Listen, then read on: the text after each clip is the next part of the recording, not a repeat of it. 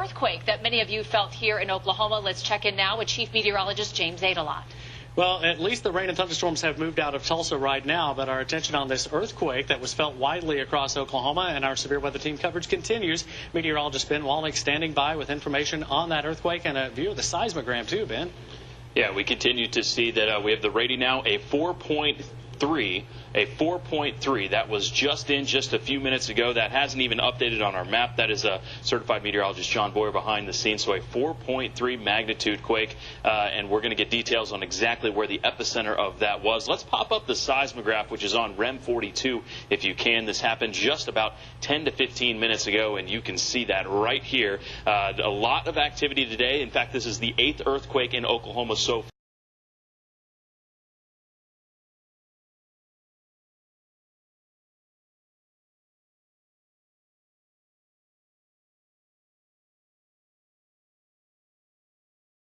far today, and this is really what we've seen. 3:51 p.m. So that was just 15 minutes ago, or 13 minutes ago exactly, and this is what we're seeing right here with the seismograph. Let's go ahead and pull back up the earthquake graphic that I have for you. As soon as we see the epicenter for this, we will let you know. Let's toss things back over to very near Guthrie, just north of Oklahoma City. Feel it? Oklahoma shook once again, ringing in at a 4.3 according to the USGS. Most of us felt a big jolt here at the station, I'll tell you. Epicenter was just 2 miles south of Guthrie. News Channel 4's Leslie Rangel spoke with people who saw a small aftermath after the shake. Les, what are we talking about here? Well, Kevin, we're not talking about damage to homes, but the constant shifting of the earth definitely has many Oklahomans talking. All of a sudden, I heard this loud roar coming from the north. It was the hardest one that I have felt since I've been in Guthrie. These two nearly 30 minutes away from each other, but both felt the magnitude of the 4.3 earthquake. Video from the liquor station in Guthrie shows the shake. My chair started shaking violently, back and forth, and then up and down, up and down. Connie Wiley lives near Northwest Edmond, close to Gaillardia, while Pastor Andy Starnes was just right behind the epicenter in Guthrie near 77 and Airport Road. You go out expecting to see the ground split, you know. Wiley saw very minimal damage. Strong enough to get them and, make them fall toward each other. Childhood dolls took a tumble. I noticed the two Shirley Temple dolls. One was like this, one was like this. Again, nothing major, but it was sure a topic of conversation at Friendship Church tonight, just feet away from where the quake originated. This one today, it really did. You felt the earth move. Now, according to the USGS, there was another 2.5 earthquake also south of Guthrie after the big one. Kevin. Right now, crews are still battling a wildfire in the Catawba area of Roanoke County. WDBJ7 Shane Dwyer spent time at the scene tonight. Shane, right now, how much is the fire contained? Chris and Melissa, at this point, the fire is 0% contained, although it is low risk. That's according to a fire captain with the Roanoke County Fire Department. The fire is burning across the Roanoke County-Craig County line on Miller Cove Road. It's burned about 100 acres of very rugged terrain, although there are houses in the area. A 911 call came in around 4:30 this afternoon for a shed on fire. When crews arrived, they found a 500-gallon propane tank in the woods on fire, but they were able to save the house. A neighbor who did not want to go on camera told me she heard a loud boom and ran up to get the dog from the property. Investigators are working on scene as the fire continues to burn. They haven't put a determination on it at this point in time. However, it is within succession of one fire leading to another. That'll be determined by the fire marshal's office and the U.S. Forest investigators as well. The wind helped the fire work its way up the side of the mountain, and crews from Roanoke County, Craig County, and both the U.S. and Virginia Department of Forestry are still on scene. Officials say they would like to keep the teams out of the forest overnight because it's obviously dark, but those crews will continue to work overnight protecting the homes in the area. Shane Dwyer, WDBJ7. Video this morning of an unusual sight inside Prospect Park. A brush fire burned through a large portion of the park. Now investigators are trying to figure out who or what may have sparked it. Eyewitness News reporter Tim Fleischer is live at the park and has the details for us. Good morning, Tim. Good morning, Ken. Certainly a fire, any kind of fire in Prospect Park is suspicious. So as a result, this morning, investigators will try to find out what caused it. They think it could have been a campfire, might have even been some kids that may have set it, but they just don't know at this point. It occurred back over in this area. This is the southwest portion of the park. It was between Center Drive and the ball fields. We've got some video to show you. This was at the height of the fire. Someone had shot it with their phone, and you can see how large an area that had burned. It was fueled, they believe, by some dried brush and grass and some leaves in that area. It's actually an area, as I say, between Center Drive and the ball fields. What makes this rather interesting is the ball fields have undergone a revitalization since heavy use last year. They will be open come this Saturday. So a lot of attention has been paid to this particular area of the park in recent days, so they're interested in finding out what happened, whether this was a deliberately set fire or possibly could have been an accident, but they just don't know. The investigators will be out here come first light today. Reporting live in Prospect Park, Tim Fleischer, Channel 7 Eyewitness News. James Weisbrand found a small piece of the pop bottle bomb that went off last night, 1 block from his home. It shook the house. It was a pretty good explosion. The blast burnt some grass and left a small crater in the ground, but thankfully no one was nearby when it went off. Weisbrand says he was sound asleep when the explosion happened. At first he thought maybe someone had a natural gas leak in their home, and that's what caused the blast. Whatever it was loud. It wasn't like thunder. It wasn't like a firework. It was boom, and then it shook. The concussion of my house, I just shook my house. Enough to break one of his windows. He says it was already broken, but the bomb broke it even more. Police are now trying to figure out who made the pop bottle bomb and what their intentions were by setting it off in this open lot. There's usually not a lot of noise that's associated with this, but there's different materials depending on what combinations you put in it that could create a loud noise, which is what this one did last night. Weisbrand is glad no one got hurt, and he hopes it never happens again. I hope the police can investigate and figure out who did this and put a stop to it, because it's not, people shouldn't be building homemade bombs. This is a quiet neighborhood. We've always been so safe here. Joy Hanscom and her husband Jim were asleep last night in their home on 9th Street when... And it was just a big boom. And at first we thought maybe it was the quarry blasting, but it isn't usually that loud. But it wasn't from the quarry. Instead, it came from just down the block. Most of the calls came from the area of 9th Street and Valley View Road.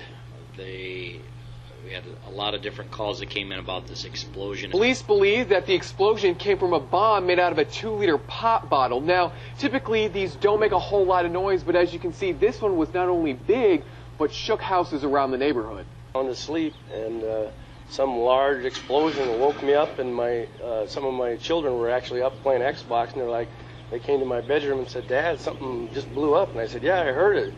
It just shook the house." Not only did James Eisburn and his family feel the explosion, his son saw something too.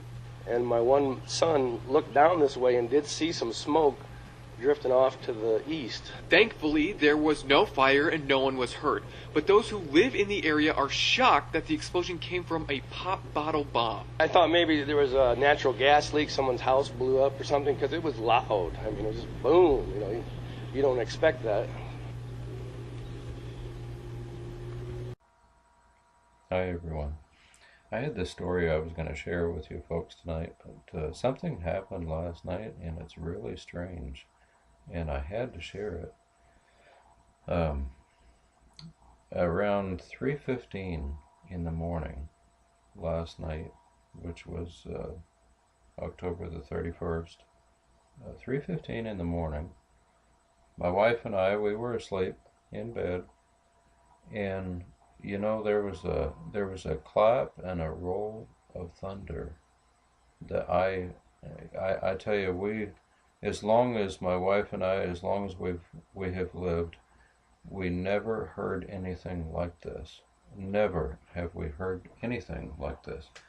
It lasted. It sounded like a huge explosion, and then it just lingered. The thunder just lingered for like 15 to 30 seconds, and it just shook our house. It just shook the house, and it was just so powerful. I mean, it woke us up. And I tell you, I'm not one to exaggerate. So any stories that I tell, I'm not one to exaggerate. I believe in, being as honest with people as I can be. But my daughter, she come out of her bedroom right on the tear. I mean, it woke her up, and it was so loud. But it came to me right then. This is so strange. I bet people all over this area are hearing the same. They've heard the same thing. And we went for the radio, and we were going through the stations trying to find if there was some bulletin or update, a news release or something posted about it, and we couldn't find anything. But it was just it was incredible. Never heard anything like it. But and of course I went to work, and everybody at work heard it. And then I came back home tonight, and it's all over Facebook, and all kinds of stories of people up to 30, 40 miles away from where I live in every direction. They could hear the same thing at around 3:15 in the morning. It was just incredible. And some people have said that it was thunder. Well, it sure sounded like thunder, but what kind of thunder can be heard over the span of, 30 miles in every direction, 40 miles? That would add up to be like 100 miles across, and that's what I know of. There could have gone beyond that, but the speed of sound being somewhere around 750 miles an hour, give or take a few miles. But the speed of sound, usually when you hear a clap of thunder, well, it's a big bang, and then but somebody down, if it's close to where you're at, well, then somebody down the road, well, they're going to hear it a few seconds later, and it's not going to be as loud. But this was just, bring you right out of bed kind of thing, and it was in that kind of a radius. I just thought it was incredible. I'm just, when you think you've seen it all, and something else happens. What's going to happen next? Well, I believe Jesus is about to return, and I'm hoping that's what's next. Not that I'm in a big hurry to leave this world, but I know the next world's going to be a whole lot better. There's going to be things a lot different in the next life. I just thought I'd share that with you folks, and it's interesting. I'll keep you posted. God bless you folks, and you take care.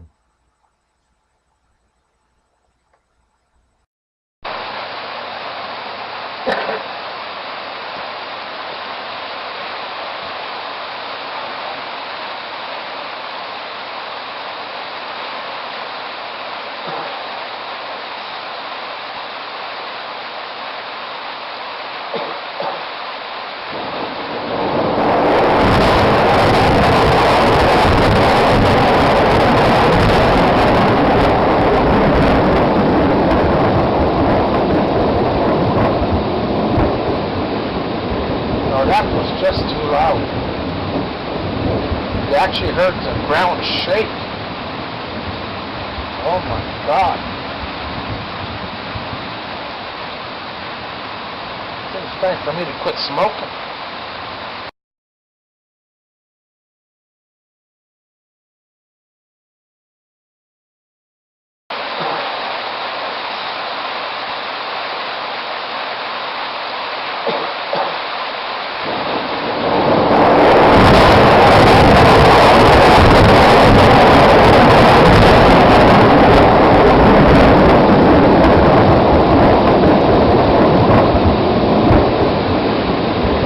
That was just too loud. You actually heard the ground shake. Oh my God. I think it's time for me to quit smoking.